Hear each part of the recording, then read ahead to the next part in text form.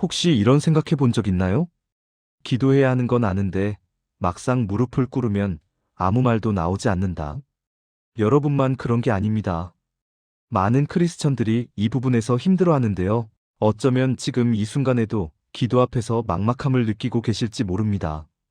교회에서는 은혜로운 기도들이 오가는데 정작 나는 무슨 말을 해야 할지 모르겠고 기도실 문을 열 때마다 무거운 의무감만 느껴집니다. 성경은 기도에 대해 놀라운 진리를 말씀하고 계세요. 기도는 완벽한 언어나 긴 시간이 필요한 것이 아니라 하나님과의 진실한 만남이라고 말입니다. 오늘 우리는 기도가 막힐 때 어떻게 다시 하나님 앞에 설 수 있는지 그 실제적인 길들을 함께 찾아가려고 합니다. 이 시간이 여러분의 기도 생활에 새로운 숨결을 불어넣는 시간이 되기를 소망합니다. 너희는 기도할 때에 이방인과 같이 중언부언하지 말라. 그들은 말을 많이 하여야 들으실 줄 생각하느니라. 많은 크리스천들이 기도를 어려워하는 첫 번째 이유는 잘해야 한다는 부담감 때문입니다. 아름다운 언어, 신학적으로 정확한 표현, 긴 시간. 이런 것들이 좋은 기도의 조건이라고 생각합니다. 그러나 예수님은 오히려 정반대로 말씀하셨습니다. 말을 많이 해야 하나님이 들으시는 것이 아니라고요. 또 세리는 멀리 서서 감히 눈을 들어 하늘을 쳐다보지도 못하고 다만 가슴을 치며 이르되 하나님이여 불쌍히 여기소서 나는 죄인이로소이다. 세리의 기도를 보십시오. 신학적 용어도 긴 설명도 없습니다. 단지 진실한 마음의 고백만 있을 뿐입니다.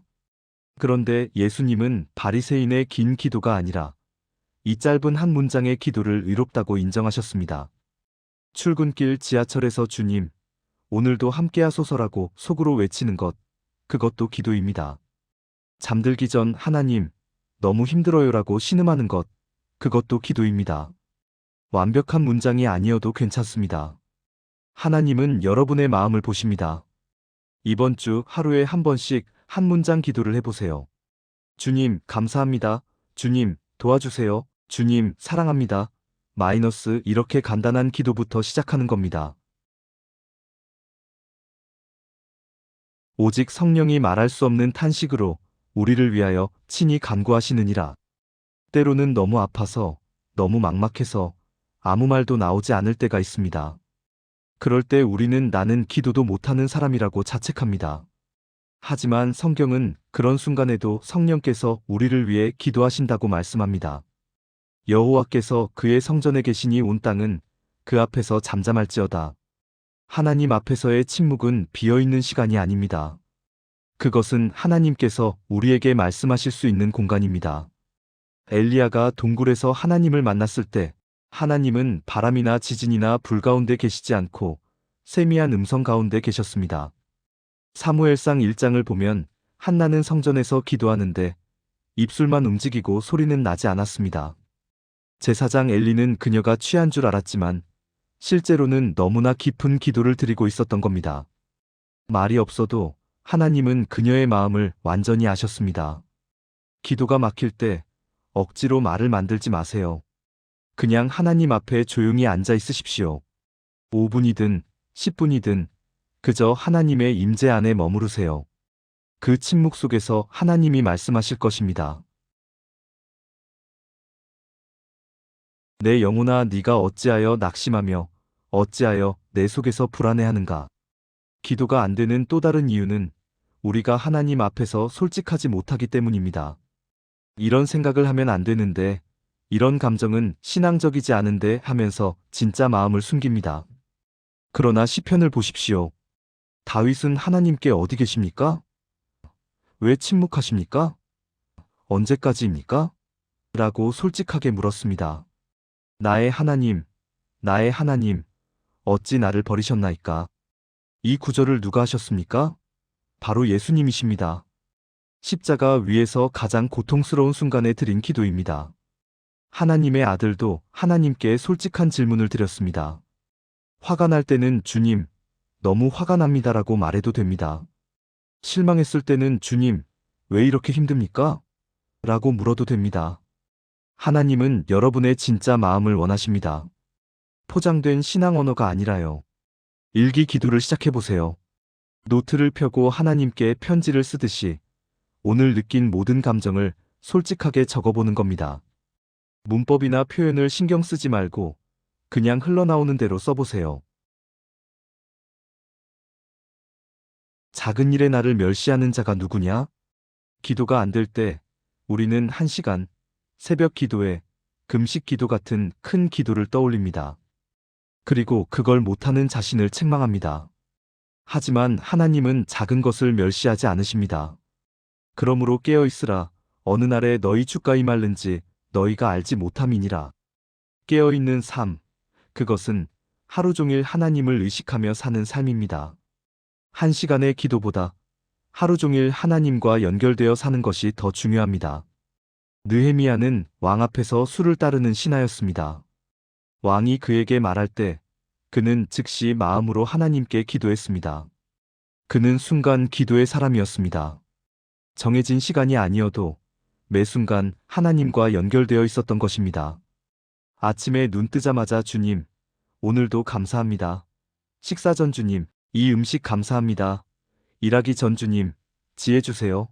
잠들기 전 주님, 오늘 하루 감사합니다. 이렇게 하루에 4번, 한 문장씩 기도하는 것부터 시작하세요. 너희가 악한 자라도 좋은 것으로 자식에게 줄 줄 알거든. 하물며 하늘에 계신 너희 아버지께서 구하는 자에게 좋은 것으로 주시지 않겠느냐? 많은 크리스천들이 기도를 해야 할 일로 생각합니다. 큐티 체크, 기도 시간 채우기, 기도 제목 리스트. 이것들이 나쁜 것은 아니지만 기도가 의무와 과제가 되면 무거워집니다. 그러나 예수님은 하나님을 아버지라고 부르라고 가르치셨습니다. 기도는 아버지와 자녀의 대화입니다. 우리가 그에게 대한 담대함이 이것이니 그의 뜻대로 무엇을 구하면 들으심이라. 아이가 부모에게 말할 때 완벽한 문장을 준비하지 않습니다. 때로는 중언부언하고, 때로는 울기만 하고, 때로는 그냥 안기고 싶어 합니다. 그 모든 것이 관계입니다. 카페에서 친구와 대화하듯, 출근길에 친구에게 카톡하듯, 그렇게 하나님께 말을 거는 겁니다. 주님, 오늘 이런 일이 있었어요. 주님, 이 사람 때문에 속상해요. 주님, 이거 어떻게 생각하세요? 이렇게요. 기도 노트나 기도 리스트를 내려놓고 일주일 동안 대화 기도를 해보세요. 하나님과 친구처럼 편하게 이야기하는 겁니다. 형식도 순서도 필요 없습니다. 주의 말씀은 내 발의 등이요, 내 길의 빛이니이다. 기도가 안 될 때 성경 말씀이 우리의 기도가 될 수 있습니다. 무슨 말을 해야 할지 모를 때 성경 구절을 그대로 기도하면 됩니다. 그러므로 믿음은 들음에서 나며 들음은 그리스도의 말씀으로 말미암았느니라. 말씀을 읽다가 마음에 와닿는 구절이 있으면 그것을 그대로 하나님께 고백하세요. 주님, 정말 주님의 말씀이 내 발의 등이 되길 원합니다. 주님, 저에게도 믿음을 더하여 주세요라고요. 예수님도 시편을 인용하여 기도하셨습니다. 나의 하나님, 나의 하나님, 어찌 나를 버리셨나이까? 이것은 십자가에서의 기도였고 내 영혼을 아버지 손에 부탁하나이다. 이것은 마지막 기도였습니다. 시편을 천천히 읽으면서 마음에 와닿는 구절에 밑줄을 그으세요. 그리고 그 구절을 자신의 상황에 맞춰 기도로 바꿔보세요. 예를 들어 여호와는 나의 목자시니를 읽으면 주님, 오늘 제 목자가 되어주세요라고 기도하는 것입니다. 쉬지 말고 기도하라. 이 구절이 부담스럽게 느껴질 수 있습니다. 24시간 기도하라는 건가? 하고요. 하지만 이 말씀의 의미는 끊임없이 하나님과 연결된 삶을 살라는 것입니다. 여호와여 주께서 나를 살피시고 아셨나이다. 주께서 내가 앉고 일어섬을 아시고 멀리서도 나의 생각을 밝히 아시오며 기도는 하나님께서 이미 우리의 모든 것을 아시고 계신 상태에서 우리가 그분과의 관계를 의식하며 사는 것입니다. 심리학자들은 마음챙김의 중요성을 강조합니다. 매 순간을 의식하며 사는 것이죠. 기독교의 기도는 하나님 앞에서의 마음챙김입니다. 일하면서도 걸으면서도 쉬면서도 하나님이 함께 하신다는 것을 의식하는 겁니다. 에녹은 하나님과 동행하더니 에녹의 삶 전체가 기도였습니다. 그는 특별한 기도 시간을 가졌다기보다 삶 자체가 하나님과 함께하는 여정이었습니다. 출근할 때 주님, 함께 출근합니다. 회의할 때 주님, 이 자리에 계셔주세요. 힘들 때 주님, 지금 여기 계시죠? 기쁠 때 주님, 이 기쁨 함께 나눠요. 매 순간 하나님께 말을 거는 습관을 들이세요. 이것이 쉬지 말고 기도하는 삶입니다. 오늘 우리가 나눈 이야기를 정리해 볼까요? 첫째, 기도는 완벽한 말이 아니라 진실한 마음입니다. 둘째, 침묵도 기도가 될 수 있습니다. 셋째, 정직한 감정을 숨기지 마세요. 넷째, 작은 시작이 큰 변화를 만듭니다. 다섯째, 기도는 관계이지 과제가 아닙니다. 여섯째, 하나님의 말씀이 기도의 언어가 됩니다. 일곱째, 기도는 완성이 아니라 여정입니다. 이번 주부터 이 세 가지를 실천해 보세요. 첫째, 하루에 4번, 한 문장 기도를 하세요. 아침, 점심, 저녁, 잠자기 전 딱 한 문장씩만 하나님께 말을 거는 겁니다. 둘째, 일주일에 한 번, 10분간 침묵 기도를 해보세요. 아무 말도 하지 않고 그냥 하나님 앞에 조용히 앉아 있는 시간입니다.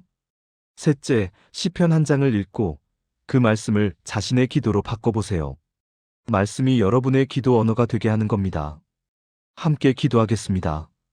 사랑하는 하나님 아버지, 기도가 막힌 우리를 불쌍히 여겨주세요. 완벽한 기도를 드려야 한다는 부담감에서 우리를 자유롭게 해주세요. 우리의 짧은 한숨도, 말없는 침묵도, 서툰 고백도 모두 받아주시는 아버지를 믿습니다. 이번 주 작은 기도로 시작하는 용기를 주세요. 하루에 한 문장이라도 주님께 말을 거는 기쁨을 회복하게 하소서.